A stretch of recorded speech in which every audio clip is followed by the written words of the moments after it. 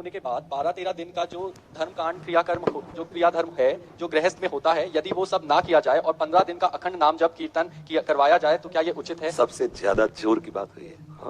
हाँ, 2-4 लड्डू खोए के मिला के देने से जीवात्मा को तृप्ति नहीं हो जाती। जिस समय उसके निमित्त से अगर 12-13 दिन नाम कीर्तन कर लो तो कहीं भी हो जाए उसका परम मंगल होगा। नाम सबसे बड़ी यज्ञ है। यज्ञों में सर्वश्रेष्ठ यज्ञ जब यज्ञ मैं हूँ, भगवान गीता में कहते हैं। और जब भगवत मंत्र का, भगवान नाम का जितना भी सूक्ष्म हो उतना अधिक होता है। कीर्तन जितना उच्च स्वर से हो उतना अधिक महत्व होता है।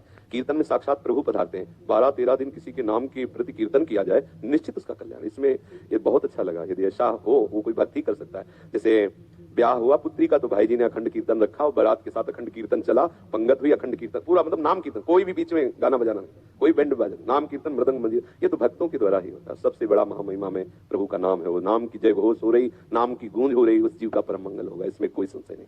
सर महाराज जी, किसी महापुरुष ने कहा कि श्री राम ने भी जब मानव अवतार लिया तो उन्होंने भी अपने पिता का पिंडदान किया। हाँ, लेकिन एक इसमें ध्यान देने योग्य बात है, भगवान जब अवतार लेते हैं तो जिस समय जैसा वेश होता है ठीक वैसी ही लीला करते हैं। मर्यादा पुरुषोत्तम भगवान जब अवतार लिए तो उन्होंने अपने चरणारविंद की भक्ति का भाव करके कभी जय श्री राम जय सुना? वो बात हनुमान जी से पूछो, समझ रहे हो ना? भगवान अवतार लेते हैं तो धर्म की स्थापना करते हैं, और जब भक्त अवतार लेते हैं तो भगवान की भक्ति की स्थापना करते हैं। ये भगवान की भक्ति की स्थापना की बात है। भगवत धर्म के महारस का अनुभव कराने के लिए भगवान का कृपा रूपी संत जन होते हैं। वही भगवान जब एक वैरागी के रूप में अवतरित होते हैं, भगवान ऋषभ देव जी के रूप में वैराग्य धारण करते हैं, तो आप देखो उनका राज और उनका वैराग्य। वही श्री राम जी जब वनवास का स्वरूप धारण करते हैं तब आप उसमें देखो बहुत प्रार्थना कर रहे हैं सुग्रीव जी, एक बार किष्किंधा में प्रवेश करूं का नहीं, आज्ञा है, 14 वर्ष तक वनवास नहीं गए। आप देखिए तो प्रभु वही लीला करते हैं जो वेश काछते हैं, वैसी बिल्कुल ठीक वैसी लीला करते हैं। इसलिए भक्त को भगवान ने कहा मोते अधिक संत कर लेखा, क्योंकि भगवान तो और धर्मों की स्थापना भी करते हैं, लेकिन भक्त केवल भागवत धर्म की स्थापना करते हैं। जो भगवान ने इशारा किया, सर्वधर्मान परित्यज्य मामेकम शरणम व्रज, इसकी पूर्ति, इसकी स्थापना भक्तों से होती है। भगवान तो सूत्र बोल दिए, लेकिन भक्त उसकी स्थापना करता है। और भगवान स्थापना करते हैं दुष्टों का विनाश करके धर्म की, और भक्त स्थापना करते हैं दुष्टता का विनाश करके भागवत धर्म की।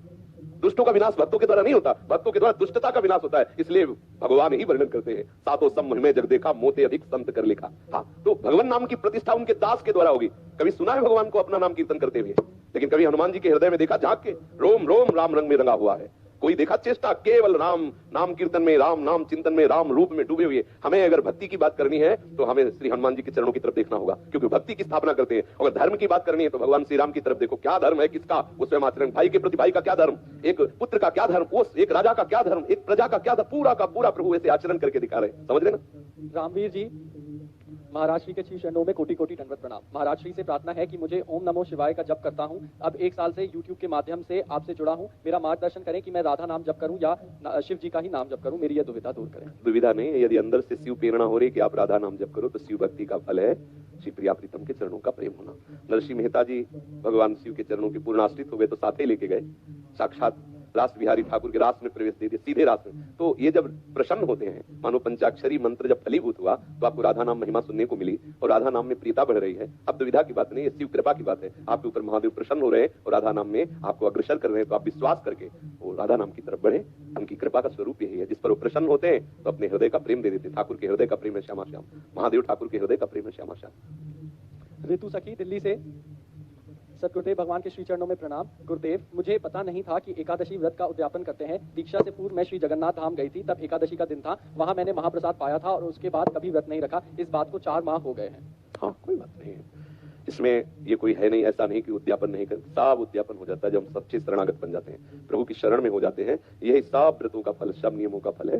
हमारे वृंदावन के रस में डूबे हुए रसिकों ने एकमात्र लाडली लाल के चरणों के अनुराग की उपासना को स्वीकार किया है। इसलिए व्रत नियम संयम सबकी पूर्णता लाडली लाल के चरणों में, सतत 8 पहर उनकी सेवा, उनके नाम रूप लीला का चिंतन करते रहना, जो रूखा सूखा है उनको भोग लगा के उनका उच्छिष्ट पाना, ऐसी भावना से यहाँ के रसिक जन चलते। कोई देखो खास बात नहीं, उद्यापन से क्या खास बात नहीं, हम कोई फल का अनुष्ठान, एक होता संकल्पित अनुष्ठान, उसमें करने का विधान भी बनता है। जैसे अम्बरीश जी ने संकल्पित लिया कि ऐसा करना है, अगर हम नियम पूरा नहीं करते तो फिर संकल्प टूटता है। वो संकल्पित अनुष्ठान, और हमारा पूरा का पूरा संकल्प है कि हमारी एक एक श्वास प्रिया प्रीतम के चरणों में समर्पित हो। वो हम चाहे भूखे हैं तो, खाए हैं तो, हम पवित्र हैं तो, अपवित्र हैं तो, हम यौवन हैं तो, वृद्ध हैं तो, बालक हैं तो, उत्तम कुल के हैं तो, अधम कुल के हैं तो, पढ़े लिखे हैं तो, नहीं पढ़े लिखे तो, कैसी भी परिस्थिति में हमारी एक एक श्वास प्रिया प्रीतम के नाम है। और इससे बढ़कर कोई स्थिति नहीं, इससे बढ़कर कोई उपासना नहीं, हमें यही पहुंचना है। सब फलों का फल यही है।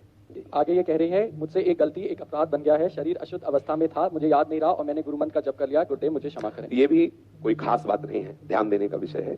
जब हमें स्मृति ही नहीं है तो हमें तो साधना का फल मिल रहा है। ध्यान देने की बात है, अंदर की बात है, सर्वज्ञ प्रभु जानते हैं। यदि हमारी मंत्राकार वृत्ति दूरी, हमें पता नहीं, फिर शौचालय में एकदम ध्यान आया कि हमारा शरीर तो उसी समय से बंद कर दिया, नाम चलाने लगे, लेकिन उसका कोई अपराध नहीं लगेगा, क्योंकि सही माने में साधना का फल यही है कि हमें बाह्य शुद्धि न रह जाए कि शरीर क्या कर रहा है, प्रिया प्रीतम के प्रेम में डूब जाए। अगर एक क्षण के लिए ऐसी स्थिति आई है और आपको होश नहीं है, वो कोई अपराध नहीं है, मनाओ कि ऐसी स्थिति बनी रहे कि होश ही ना आवे, इस मलमूत्र के भांड का होश ही ना आवे, केवल प्रिया। ये सब वहां तक पहुंचने के लिए है। वहां जब पहुंचे तो इसका कोई महत्व नहीं रहता, कोई सच्ची बात, कोई महत्व नहीं रहता।